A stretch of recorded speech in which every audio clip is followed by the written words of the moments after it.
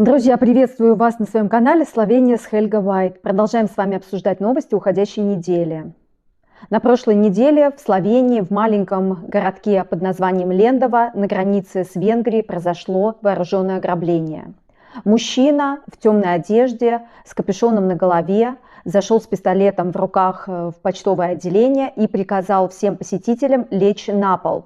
Приставил пистолет к виску сотрудницы и потребовал, чтобы она отдала все имеющиеся на почте наличные. После чего он благополучно сбежал с деньгами. Его искали повсюду, его искали с собаками, его искали с вертолетами, но так и не удалось его найти. Скорее всего, у мужчины были подельники, которые помогли ему сбежать. Возможно, он пересек границу и уже находится за пределами Словении. И, как всегда, в новостях не пишут, какую сумму удалось ему украсть из почтового отделения, но, как известно, 31 мая, как раз в день ограбления, в этот день выдавали пенсию пенсионерам. И, видимо, денег было достаточно, о чем и знал грабитель. Словению посетила всемирно известная порнозвезда. Она известна под именем Лана Роудс. Девушке всего лишь 26 лет, и она имеет на порнохабе 1,6 миллиардов просмотров. Всех словенцев очень взбудоражила эта новость. Почему-то словенцы думают, что она имеет славянские корни. Где-то уже когда-то девушка, видимо, об этом упоминала, и всем стало очень интересно, какое же у нее настоящее имя. Интересно узнать, где ее корни, откуда она. На самом деле для меня очень странная новость, потому что я не знаю ни одной порнозвезды, а тут оказывается, что столько людей на свете смотрят порнохабы и ожидают приезда этой знаменитой личности. Девушка уже поделилась своими фотографиями из центра Любляны, а словенцы, видимо, ожидают новых видеовыпусков из Словении. На этой неделе затонуло туристическое судно на итальянском озере Маджоре, где-то вблизи Швейцарии. Погибло 4 человека. Интересно то, что судно было зарегистрировано в Словении. И, как выяснила итальянская полиция, там находились не просто пассажиры, а в основном там были израильские агенты Моссада. И среди пассажиров была жена капитана, 53-летняя женщина, гражданка России. Очень странным показалась вся эта компания.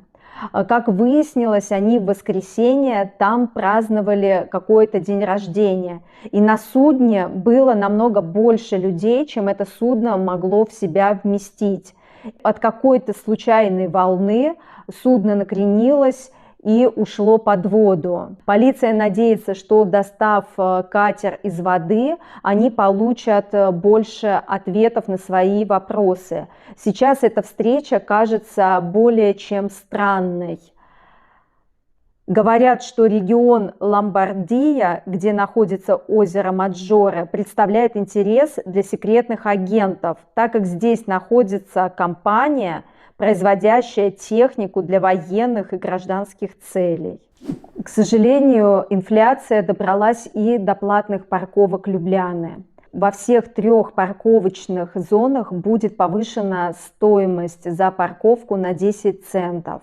И в центре Любляны стоимость парковки составит 1 евро 30 центов, во второй зоне стоимость составит 80 центов, и, видимо, в третьей зоне стоимость за 1 час составит 50 центов вместо предыдущих 40 центов. Также словенские газеты полны новостей о несчастных случаях в горах. Например, 2 туриста пошли на гору. Высоко в горах до сих пор еще лежит снег, несмотря на то, что уже практически лето. И они пошли в гору абсолютно без оборудования, без кошек, без ледоруба, без теплой одежды, застряли в горах, но, к счастью, смогли вызвать помощь и их смогли спасти. Еще одно более серьезное происшествие также случилось в горах. Один опытный альпинист каким-то образом оступился на сложном участке пути и сорвался с 200-метровой высоты в расщелину и упал на снег. К счастью, он остался жив, но получил серьезные травмы, и происходила очень серьезная и тяжелая спасательная операция. К спасению привлекали спасателей-альпинистов, вертолет. Человека удалось все-таки поднять и доставить в больницу. К счастью, он остался жив. Еще одно происшествие произошло с двумя туристами, которые ехали по горной дороге на своих велосипедах. На горной дороге была грязь, было скользко, и пожилая женщина соскользнула и упала с 20-метровой высоты. Также пришлось проводить спасательную операцию. К счастью, она осталась жива. Друзья, мой короткий выпуск новостей подошел к концу. Не забывайте, пожалуйста, оставлять свое мнение в комментариях, подписываться на канал и ставить лайки. Пока-пока, до новых встреч!